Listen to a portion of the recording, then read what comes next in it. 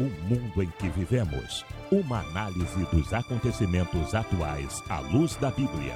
Com o pastor Érico Rodolfo Bucinga.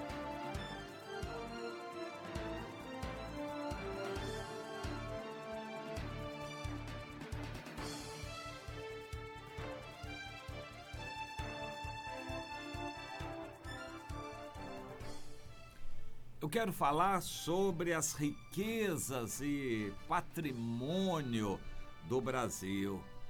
Onde estão? É interessante a gente pensar um pouco em termos macroscópicos. A economia trata muito de termos macroscópicos, mas o povo vive em termos microscópicos, a microeconomia.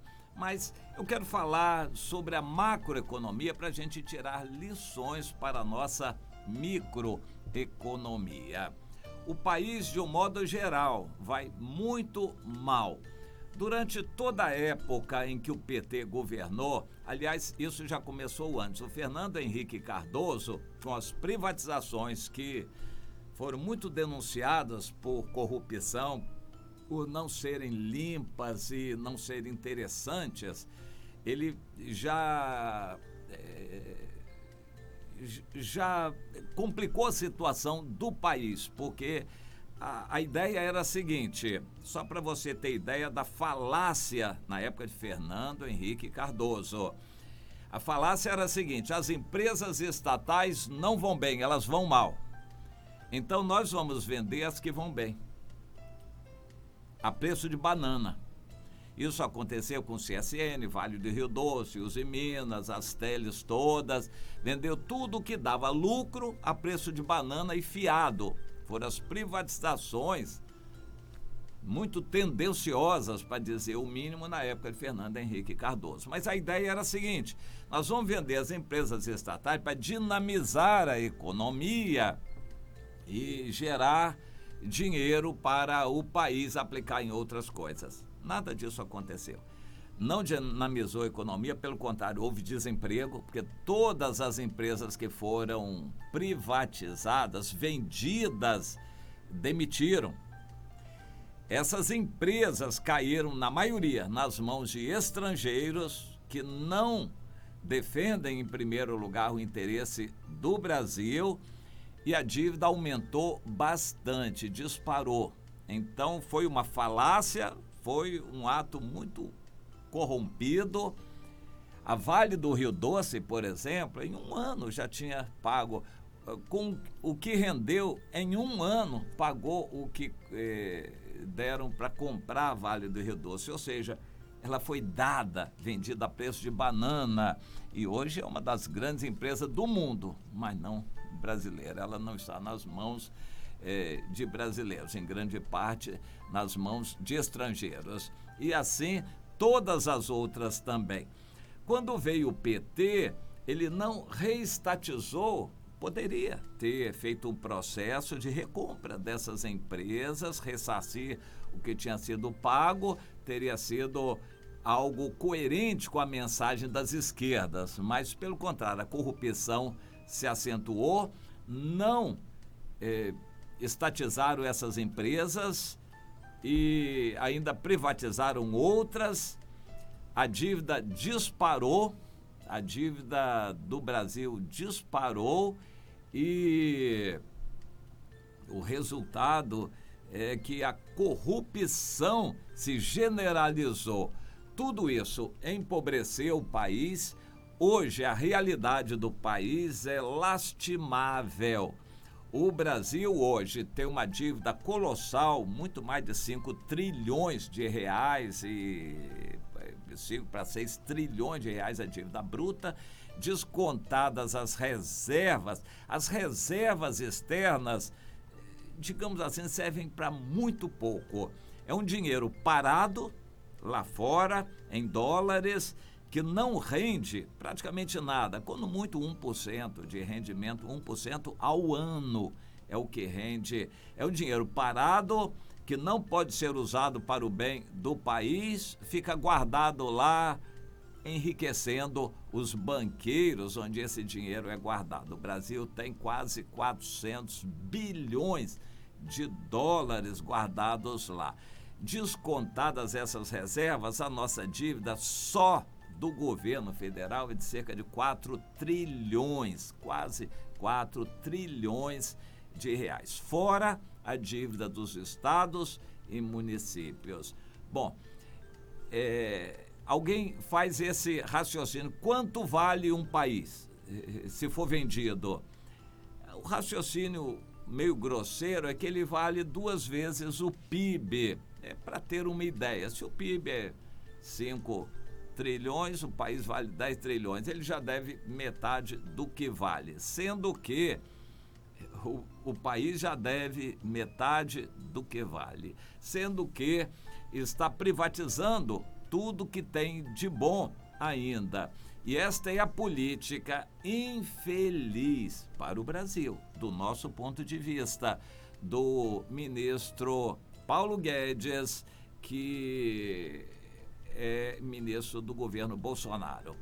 O presidente Bolsonaro não morre de amores pelo ministro Paulo Guedes da Economia, mas é um mal necessário, porque o ministro Paulo Guedes, por agradar aos estrangeiros, é a mesma política de Fernando Henrique Cardoso, privatizar tudo.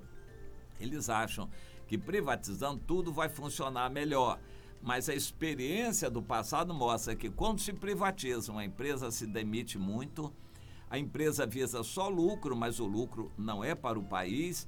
Quando se privatiza, o pagamento de impostos não é igual ao que era quando a empresa era estatal, ou seja, dá-se o jeitinho, aquele jeitinho que não é só brasileiro. E vejo aquele brasileiro que era presidente aí da Renault e da Mitsubishi, que foi preso lá no Japão. Por que ele foi preso? O jeitinho que as empresas dão para pagar menos impostos, além do lucro, em grande parte, ser do exterior. E da empresa não ser controlada por brasileiros. Essa privatização que quer agora o ministro Paulo Guedes não é o que necessariamente quer o presidente Bolsonaro, mas é o que o ministro Paulo Guedes quer. Ou seja, o ministro Paulo Guedes, com a sua inclinação econômica, é uma pedra no sapato do presidente Bolsonaro. Vai empobrecer mais o Brasil, vender, privatizar estradas, portos, aeroportos e outras empresas. Estão querendo até privatizar a Petrobras, mas a Petrobras já está muito enxuta, já privatizaram tudo em volta dela e querem privatizar tudo que tem valor. E o resto, no Brasil, vai ser resto. Isso em termos de macroeconomia, em relação aos outros países do mundo. O Brasil está muito longe, em termos de empresas, das grandes empresas do mundo. Aliás, as grandes empresas do Brasil não são mais brasileiras. Isso significa o seguinte: o patrimônio do Brasil não é de brasileiros. O Brasil não é mais de brasileiros. Está de uma tal maneira amarrado ao espírito do anticristo, espírito satânico da globalização, o capital internacional, que o presidente da República não tem liberdade de fazer o que ele quer. O Brasil está escravizado ao espírito do anticristo. Procure entender isso. Qual é o espírito do anticristo? É o espírito da globalização, o capital internacional. E o ministro Paulo Guedes é o representante disso aqui no Brasil. E o presidente Bolsonaro não pode ficar livre dele. E ele vai continuar privatizando e fazendo o Brasil caminhar a reboque do mundo e do espírito do anticristo. O Brasil está totalmente amarrado e cada vez mais empobrecido. Em termos mais específicos para nós, a nossa dívida é colossal e não tem quebra-galho. Em termos mundiais, ninguém perdoa ninguém. A dívida tem que ser paga, mas ela já está sendo paga. Hoje, metade, vamos assim generalizar, metade do orçamento, metade de tudo que a gente paga de impostos é só para pagar dívidas. É isso mesmo, é só para pagar o juro a gente não está pagando dívida, pelo contrário, a dívida está aumentando. É para pagar juros da dívida. Agora, até para pagar juros da dívida, o país não tem dinheiro também. Tem que aumentar a dívida e estamos numa situação assim. Não vai haver mais dinheiro sobrando para investir, para fazer coisas novas, grandes, empresas, estradas, grandes coisas. O governo está sonhando com o Papai Noel que os estrangeiros que compraram as empresas privadas vão investir para desenvolver o Brasil. Não é assim que a coisa funciona. Ou seja, o Brasil está a reboque do mundo, o Brasil está pobre, empobrecendo em termos macroscópicos. A cada dia, em termos de macroeconomia, o Brasil está empobrecendo a cada dia, a cada mês, a cada ano, o Brasil está empobrecendo cada vez mais. Nem de longe o Brasil tem condições, por exemplo, de fazer uma estrada de ferro entre Rio e São Paulo. Você já ouviu falar a história do trem-bala, que consumiu muito dinheiro de corrupção para projeto e outras coisas parecidas e nunca saiu do papel? Uma linha de trem, um trem moderno entre o Rio de Janeiro e São Paulo. Isso se tornou inviável. O Brasil está tão mal que não tem condições de fazer uma estrada de ferro entre Rio de Janeiro e São Paulo, as duas principais cidades do país. A China, por exemplo, já está praticamente toda cortada em todas as direções e extensão muito grande, com trens de altíssima velocidade. Trens-bala na China cruzam a China inteira e eles fazem isso aos montes, novos ramais, novas estradas. O Brasil não tem condições de fazer uma estradinha de 400 quilômetros entre Rio e São Paulo, não tem dinheiro mais para isto. E não vai ter mais dinheiro para nada significativo, para grande obra nenhuma. Isto é a realidade. Todo o dinheiro que for arrecadado não vai dar nem para pagar os juros da dívida. O Brasil está mal, afundando cada vez mais. E há uma grande falácia em termos de economia, que a gente vai se apertar agora para melhorar amanhã. Não é verdade. É apertar agora para preparar psicologicamente as pessoas para o maior aperto que vai haver amanhã. Não existe mais possibilidade de o país controlar e muito menos pagar a sua dívida, que é colossal.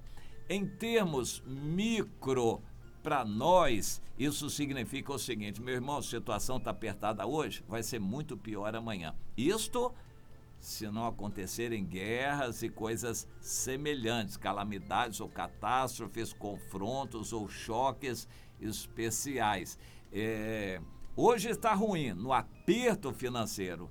Amanhã vai estar muito pior, para o ano que vem, muito pior ainda. Os cortes de hoje estão só preparando a população para os cortes maiores que vão ser feitos amanhã. Matematicamente, não existe mais possibilidade de melhorar o país crescer economicamente. Então, o Brasil hoje já não tem patrimônio, porque já privatizou quase tudo que tinha valor. Falta vender pouca coisa, vender Amazônia, vender algumas coisas mais, mas o fato é que a riqueza do Brasil está nas mãos de estrangeiros. O Brasil está virando colônia econômica. Nós estamos a reboque.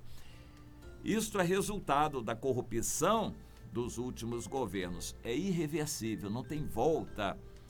Em termos de economia, sempre vai se dar um jeitinho para ficar empurrando a situação na mão de agiota, pegando dinheiro com outro agiota para pagar o primeiro agiota. É assim que o Brasil está e não tem possibilidade de melhorar. Nunca mais vai ter dinheiro sobrando, emprego sobrando e coisas desse tipo. Quem botar uma loja tem que saber que a situação passada não vai se repetir.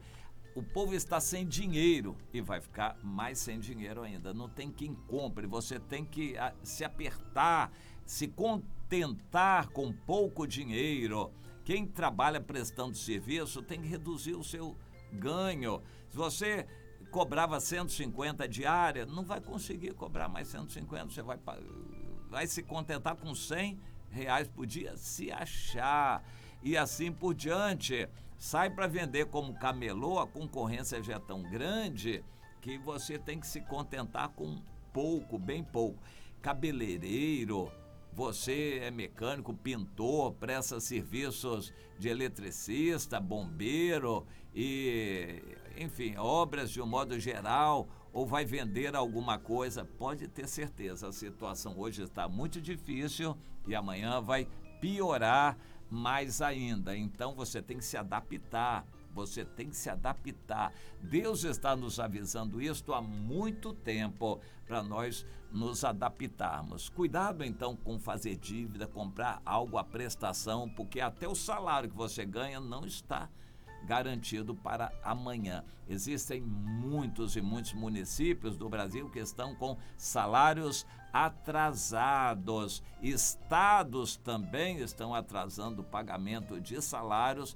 A situação está se complicando. O povo sem dinheiro, a arrecadação de impostos está diminuindo, o dinheiro está mais curto, a iniciativa privada está pagando salários cada vez menores e no setor estatal a coisa está complicada. Em algum momento o governo vai começar a cortar salários, atrasar salários, aumentar contribuições ou descontos disso ou daquilo, porque os governos não têm mais dinheiro. Eles vão cortando e os cortes de hoje são para preparar os cortes de amanhã que vão ser maiores. Meu irmão, comece a se adaptar. Se a sua situação financeira hoje está ruim, comece a pensar seriamente, porque amanhã vai ser pior.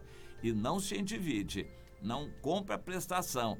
Isto é uma realidade, é a situação geral do país que precisa ser entendida. O país está falido nas mãos de agiotas e você precisa entender essa situação para você poder se adaptar e você poder viver, continuar vivendo e ser feliz sem dinheiro. Hoje a situação passa por isso. Temos que nos adaptar a viver sem dinheiro ou com menos dinheiro, sem fazer dívidas. Aprenda isto, é o que Deus está nos falando há muito tempo.